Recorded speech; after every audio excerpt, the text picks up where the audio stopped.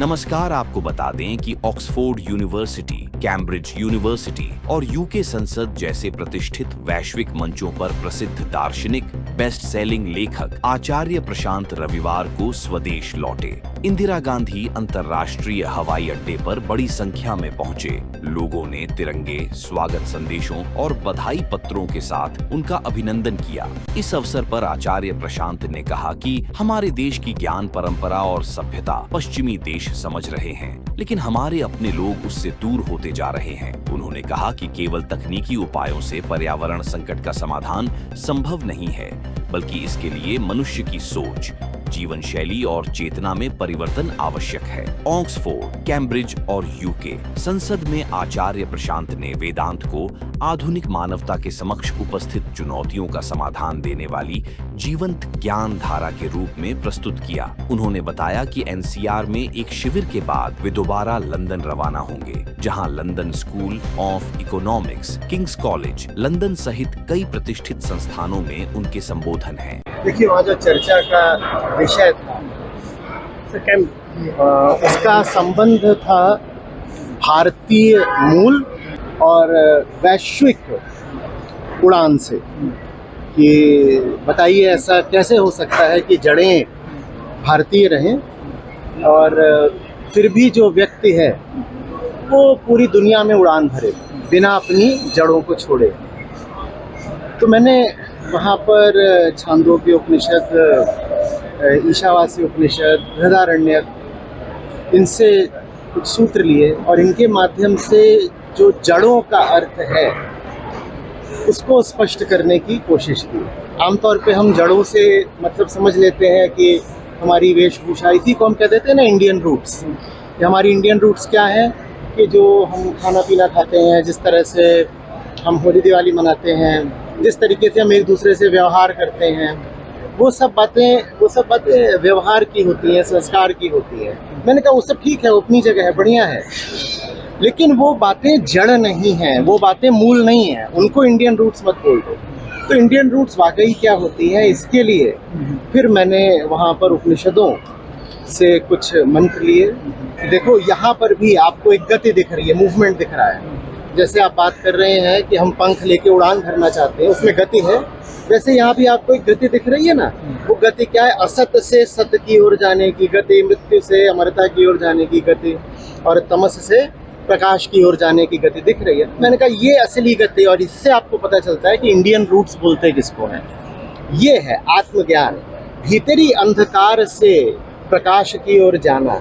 हमें वैश्विक उड़ान से रोकता क्या है? हमें रोकता ये है कि हम उड़ते नहीं, हम दौड़ते हैं। एक आदमी भारत से उठ करके लंदन पहुंच जाए कि शिकागो पहुंच जाए, वो अभी भी अपने भीतर कामनाएं तो वही रख रहा है ना जो दुनिया में किसी भी और व्यक्ति की होती है। जगह बदल गई है, अंतःस्थल थोड़ी बदल गया है। और जब भीतर से आप नहीं बदलते हो तो आप अपनी ही आयाम में चल तो सकते हो, उड़ नहीं सकते।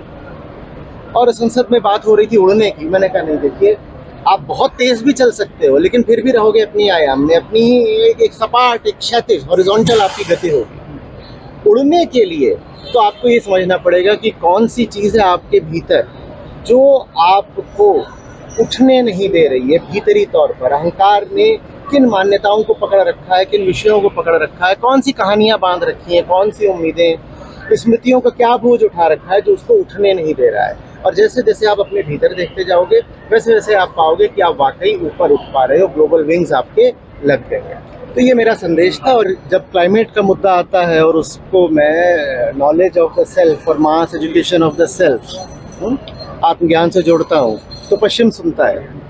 इसमें कोई पश्चिम का बड़प्पन नहीं है, ना इसमें हमको उन्हें बहुत क्रेडिट देने की ज़रूरत है। वो इसलिए सुनते हैं क्योंकि समस्या भी उन्हीं की खड़ी की हुई है।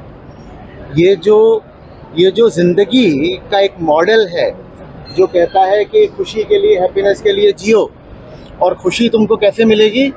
और ज़्यादा भोग कर, और ज़्यादा संसाधन जलाकर, और ज़्यादा कंज्यूम करके। ये मॉडल भी तो उन्हीं का दिया हुआ है ना। अब वो इस मॉडल की बिल्कुल सीमा पर पहुंच गए हैं और आगे जा ही नहीं सकते। तो अब वो बेबस खड़े हैं, बिल्कुल बेबाक। तो अब जब कोई जाता है और उनको बताता है कि जो तुम करना चाहते हो तो तुमने सब करके देख लिया और आगे का अब तुम कुछ कर भी नहीं पा रहे हो, अब आगे के लिए वही प्रयास कर रहे हैं कि हम ऐसी टेक्नोलॉजीज़ लेकर के आए जो कार्बन कैप्चर कर ले, या कि एमिशन जिसमें कम होता हो, ग्रीन एनर्जी पैदा हो जाए, पर उसमें कुछ खास होता दिखाई नहीं दे रहा है। तो चूंकि अब वो फंस गए हैं, इसलिए जब मैं जाता और उनसे कहता हूँ कि तुम्हारी दिशा ही नहीं, तुम्हारा आयाम ही गलत है, क्योंकि जिसको तुम एमिशंस की समस्या समझ रहे हो वो वास्तव में चेतना की समस्या है। वो एमिशंस प्रॉब्लम नहीं है, वो कॉन्शियसनेस प्रॉब्लम है। तो फिर पश्चिम उस बात को सुनता है। अब भारत में क्या है अभी कि जो मैं बोल रहा हूँ तो 15 साल से बोल रहा हूँ, पर सुनने की कमी उस बात की इसलिए है क्योंकि भारत उसी रास्ते जाना चाहता है जिस रास्ते पश्चिम गया, और पश्चिम को असफलता मिली है, पश्चिम फंस गया है। पश्चिम फंस गया है तो जो बात मैं वहाँ कहना चाह रहा हूँ मुझे सुन रहा है, पर भारत कह रहा है अभी तो हमें बहुत भोग कंजम्पशन करना बाकी है, वेस्ट में इतना ज़्यादा कंजम्पशन होता है, अभी तुम्हें करना बाकी है। तो भारत अपेक्षितया कम सुनता है उस बात को। भारतीय कहता है अरे अभी हमने भोगा ही क्या जो आप हमारा भोग छुड़वा रहे हैं। जिन्होंने असली कंजम्पशन करा जाके उनसे कहिए ना हम करें, हमें तो अभी और करना है और करना है। नहीं, ये राह ठीक नहीं है। पश्चिम ने सुनने में देर कर दी, पर वो कम से कम अभी सुन रहा है। मैं नहीं चाहता भारतीय होने के नाते कि भारत ही मेरी बात सुनने में देर कर दे। ये सब यहाँ पर खड़े हुए हैं तो वापस तो मुझे आना पड़ेगा ना। वापस यूके ही जा रहा हूँ, ब्रिटेन ही जा रहा हूँ, और ब्रिटेन के अलावा इस दौरे पर किसी और देश में जाने का कार्यक्रम नहीं है। पर अभी साल में कई महीने बाकी हैं और संभावना है कि कुछ अन्य देशों में भी जाने का कार्यक्रम बनेगा। जिसके पास ये अधिकार आ गया है कि वो कुछ सिखा सके, उसके पास मात्र अधिकार नहीं आता, कर्तव्य भी आ जाता है।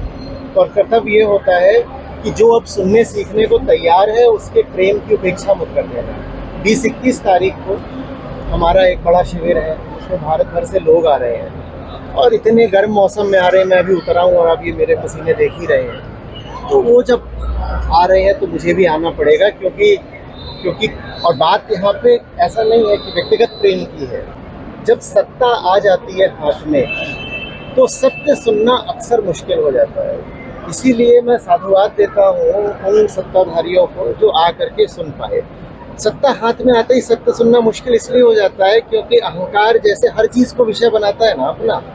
मेरे पास दौलत है, मेरे पास पैसा है, मैं ज्ञानी हूँ, मेरे पास घर है, वैसे ही वो सत्ता को, पद पदवी को भी अपना विषय तो बनाएगा ही, और अपना विषय बना करके वो आघाता है, फूलता है। तो ऐसे में जब अहंकार के विगलन की बात आती है और कहा जाता है कि जो विषय तुमने पकड़ लिया है सत्ता, ये विषय तुम्हें पूर्णता नहीं दे पाएगा और तुम राजनेता बाद में होगे, पहले तो इंसान हो, तुम्हें भी अपने जीवन में पूर्णता चाहिए, शांति चाहिए, और वो तुमको किसी भी तरीके से नहीं मिल सकती। दुनिया में किसी को भी, बात नेता की नहीं, किसी भी व्यक्ति को तो सत्ता के माध्यम से भी नहीं मिलेगी। आप 15 वर्षों से लगातार वेदांता की जो है लोगों को समझा रहे हैं, लेकिन पश्चिमी देश जो जिनकी सभ्यता का हम लोग विरोध कर रहे हैं, यहाँ पे युवा और राजनेता भी, वहाँ पे लोग समझने को तैयार हो गए हैं, वहाँ पे लोग समझने लग गए। भारत जहाँ से पे इसकी जड़ें हैं वहाँ पे लोग अभी नहीं समझ पा रहे हैं, युवा नहीं समझ पा रहा है। तो इसके लिए आप क्या मानते हैं, किसको दोष मानते हैं? क्या जड़ें कमजोर हो गई? पश्चिम नहीं, जड़ें कमजोर क्या, जड़ें तो देखिए, अगर हम आत्मज्ञान को जड़ कह रहे हैं, अगर हम वेदांत को जड़ कह रहे हैं, तो वेदांत कभी कमजोर नहीं हो सकता। बात जड़ों के कमजोर होने की नहीं है, बात यहाँ पर मनोवैज्ञानिक तल की है। पश्चिम सैचुरेशन पर पहुँच चुका है, वो जो कुछ कर सकते थे उन्होंने कर लिया है, तो अब वो अटक गए हैं। अब वो जाकर के एक ऐसी जगह खड़े हो गए हैं जहाँ से कोई राह उन्हें आगे जाती दिखाई नहीं दे रही है। तो इसीलिए जो उनका विश्वास है अपनी ही जीवन पद्धति पर और अपने ही सार्वजनिक दर्शन पर, वो थोड़ा हिला हुआ है। जब हिला हुआ है तो सुनने को तत्पर हुए हैं, अपने ही स्वार्थ की खातिर से ही, पर अब वो सुनना चाहते हैं क्योंकि उन्हें दिख रहा है कि जिस रास्ते पर वो चले थे वो रास्ता तो अब एक अंधेरी जगह जाकर बंद हो गया है। भारत में क्या है कि अभी ये उम्मीद है कि हम भी अमेरिका जैसे बन जाएंगे और दुबई जैसा भोग करेंगे तो जीवन में आनंद ही आनंद छा जाएगा। मैं बार बार समझा रहा हूँ, अष्टावक्र गीता कहती है आशा ही परमम दुखम, कि जिस आशा का तुमने परीक्षण नहीं किया, परखा नहीं, वो परम दुख ही देगी। लेकिन भारत अभी इसी आशा में, अधिकांश हम भारतीय, कि नहीं नहीं नहीं, हम और चीज़ें ले आ लेंगे और चीज़ें ले आ लेंगे तो बढ़िया हो जाएगा हमारा। ये बात कुछ लोगों पर लागू होती है, जो बहुत ही गरीब हो, निसंदेह उसको अभी पैसा रुपया मिलना चाहिए, अभी उसको मटेरियल वेल्थ मिलनी चाहिए, बिल्कुल मिलनी चाहिए। पर भारत का भी एक बहुत बड़ा तबका है जो अब संपन्नता में आ गया है, पर वो भी अभी यही कह रहे हैं कि नहीं, हमको तो अभी दुबई और अमेरिका जैसा बनना है। ये इस आशा का खोखलापन हम जब तक नहीं देखेंगे तब तक हमारे भीतर का खोखलापन मिटेगा नहीं। हमारी हर वीडियो सबसे पहले देखने के लिए चैनल को सब्सक्राइब करके दबाएं बेल आइकॉन।